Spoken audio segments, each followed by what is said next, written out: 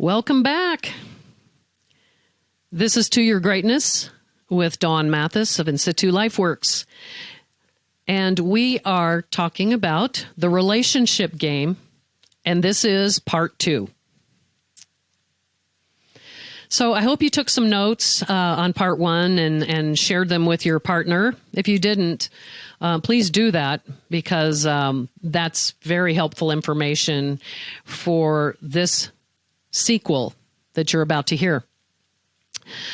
So in part 1, we talked about the differences in women's and men's brains mostly, and then the 3 secrets for connection.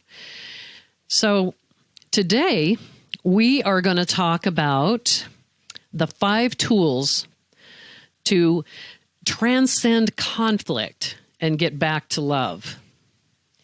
We're also going to talk about increasing our awareness of how we show up when we are in a potential conflict. And we're also going to talk about some ground rules to use as ways to not get yourself in more trouble when you are in a situation where you're having conflict or a miscommunication.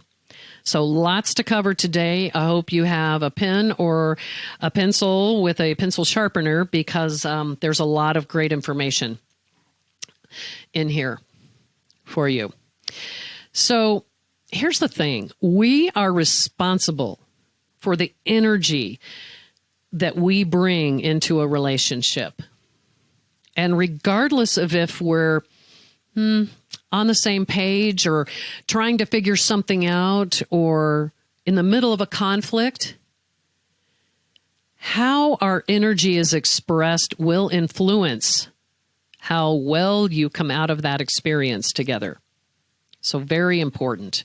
Because here's the thing. When we do communicate, we want to feel heard and loved, and we want our partner to feel heard and loved. So, and this is, you know what? This is regardless of how long you've been together. It really doesn't matter. You can be together a week or a lifetime. There's going to, at some point, be conflict. So, speaking of length of time together, there were 3 couples trying to join a church, and all 3 couples went together to visit the pastor. One couple had been married 30 years. The second couple had been married 10 years. And the third couple had been married just a few months. So the pastor sat them all down and said, okay, here's the deal. We have some special spiritual criteria for you to go through to become members of our church. It's a deep spiritual practice. No sex for 3 weeks. And at the end of 3 weeks, we're all going to come back, reconvene, and you're going to tell me how you did. So after 3 weeks passed, the 3 couples sat down with the pastor, and he said, how did it go? And the first couple that had been together for 30 years says, it was easy. We did just fine. And he said, welcome to the church. The second couple that had been married for 10 years said, it was tough, but we did abstain for the full 3 weeks. And the pastor smiled and nodded his head and said, welcome to the church. Well, the third couple was a bit embarrassed and said, you know what? We made it until the 12th day. Then our hands accidentally touched and we got all hot and bothered, and we spilled the cereal all over ourselves. It was a mess. We failed.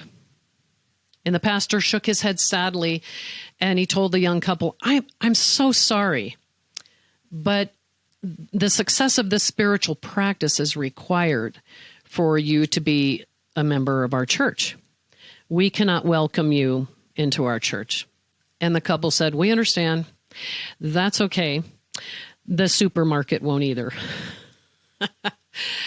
Do you remember what it was like when you first started your relationship with your loved one? It was brand new, and how easy it was to talk and There was no conflict. You shared everything. You felt like you were always on the same page. And at the very outset, that's how it is. And then life starts happening, and we start bumping into things about each other, maybe that we don't like, and then we start to have some conflicts. And we never felt like we needed some guidelines of how to do that well. But as time went on, we got maybe complacent and maybe even a little bit disconnected from our partners. And is this you? Because I know I've had trouble with this from time to time, where it seems harder than ever to resolve a conflict, to understand where your partner's coming from, and to feel connected, heard, and valued, and also have them feel the same. So I want to give you first, before we do anything else, a set of guidelines, rules of engagement. I mean, this is the relationship game, so you need some rules of engagement.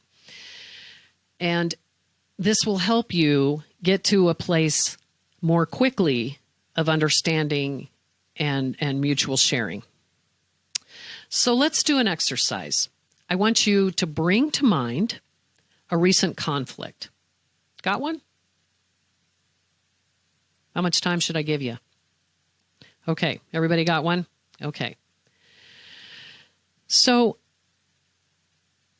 did you reach a place of understanding, peace, and connection? How long did that take?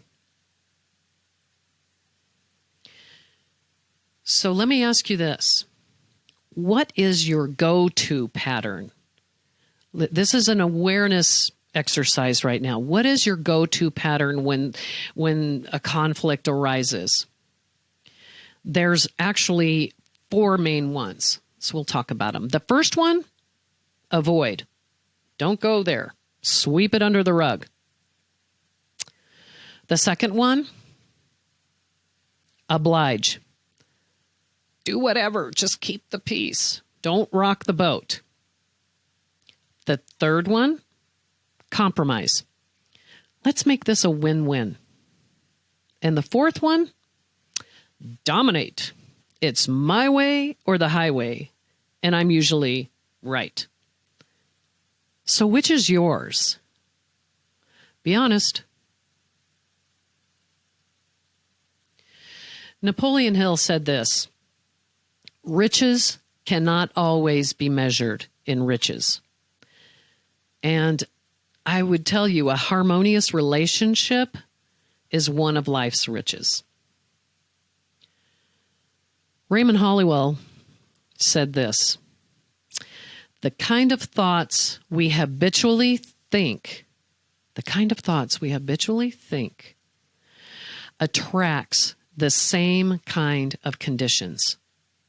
So whatever we're thinking, if we're thinking, that's what we're going to get. More of the same. A couple more quotes that I think would be very helpful. You might want to post these on your mirror somewhere. Your mirror, not your partner's. Wayne Dyer said, conflict cannot survive without your participation. Conflict cannot survive without your participation. And Gay Hendricks, another relationship expert, says, every argument is a race to victimhood. Every argument is a race to victimhood. And we know this: unresolved conflicts build walls, while resolving conflict builds bridges. Rich Boggs, brother to Matt, the man we talked about in the first podcast on relationships, he's a master coach also at the Brave Thinking Institute. And he says this about shifting from react to create when we're in a conflict. The moment between the stimulus, the thing that hacks you off, the moment between that and the response is where your ultimate power lies. That space in between. That's where your power lies. And you can learn to create in that moment rather than react. I love that. We have the power. So before we cover those 5 tools to transcend conflict and get back to love, let's look at that set of rules of engagement that I mentioned. There's a man named Thomas Crum in his book, Defining Conflict. He listed these things as out of bounds. Out of bounds. Don't do these. Name calling. Yeah. Labeling and judging your partner's behavior. That is so stupid, so crazy. That's so immature. That's so lame. Don't do it. Sarcasm. Stonewalling. Giving your partner the silent treatment. Hitting below the belt. You're just like your father. This is where you're pushing someone else's buttons, or you're exploiting their weak and vulnerable spots that you know about. Bringing up the past to build your case. You did that 3 times last week, and 3 years ago you... And one more. Using always and never. You're always late. You never kiss me goodbye. Whew. Yeah. So make sure you have those written down and tape them to your forehead. Okay. So knowing the pattern of arguments is also a good thing to be aware of. Remember, if you're aware of it, you can fix it or change it or do it better. It goes like this.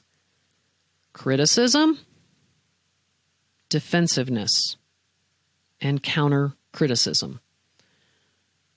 That's the pattern. So if this sounds remotely familiar, stay with us. So someone once said, taking offense or taking offense is just as harmful as giving it. Ooh. Taking offense is just as harmful as giving it. So instead of getting defensive, maybe we learn to get to a higher place. And when you get to a higher place, you have a different point of view. Here's the thing about conflict resolution. It's first a mindset. A mindset, and then with repetition, it becomes a skill set. So when you find yourself in a place where conflict is arising or coming about, or you can feel yourself getting constricted, maybe ask yourself a couple of questions. One of those might be, what is seeking to emerge? Here's another one. What would love do here? What would love do here? In the Course in Miracles, there's a quote. I love this quote. Every act or every action is an act of love or a call for love, no matter how unskillful it may be. So, when those things happen, here's what Albert Einstein says. In the midst of difficulty lies an opportunity. So what's the opportunity? Again, what's seeking to emerge? We have the opportunity to access that power between the stimulus and our response. Remember, there's power in that. And we can make it a skill set. Okay, so here are those 5 tools.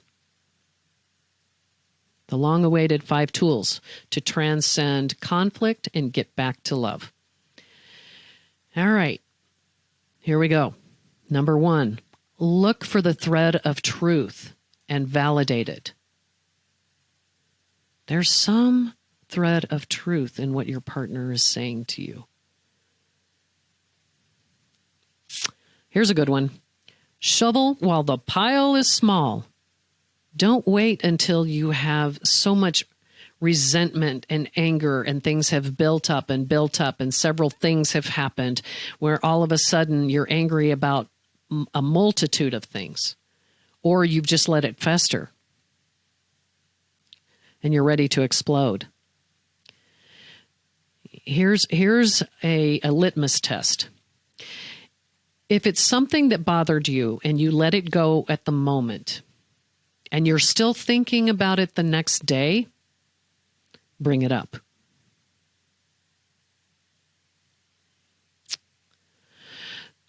Dr. Pat Allen says this: the way you know you love someone is your willingness to make and keep agreements. That's what we're doing here. We're making and keeping agreements. We're learning how to play fair. We're learning how we show up in a conflict and fixing that if we need to.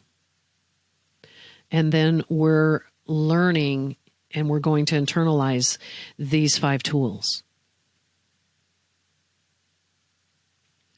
So the next one is what Gay Hendricks called the sweaty 10-minute conversation. And that is setting the intention. I want to tell you something to bring us closer together. I want to tell you something. And then keep it to the facts. State the facts. Here is what I see. And when you're making those statements, take the emotion out of it. Take the emotion out of it. Then state your feelings. And remember, you are responsible for your own feelings. And then wrap it up with these 2 statements. Here's what I would love. Here's what I would love. It's a solution, or a part of a solution, because that's part A. Part B is, what would you love? Here's what I would love. What would you love? Number 4, nurture the fondness and admiration. Respect each other. How does that show up? How can you show respect to your partner in this moment? And maybe ask yourself this when you're not in the middle of a conflict, but what do I admire and appreciate about this person? Write down your answers and add to your list as you live your days together. Don't keep it a secret. Tell them.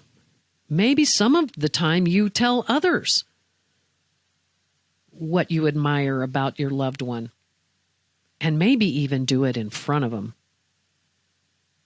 Raise them up. So here's the thing. Our brains, our primitive part of our brains was wired to think about what's not working, what's wrong.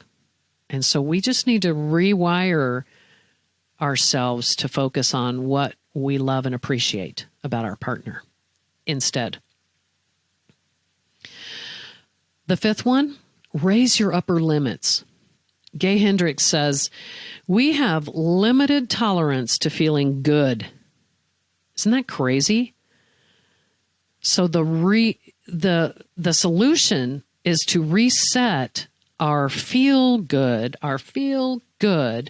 thermostats to a higher level.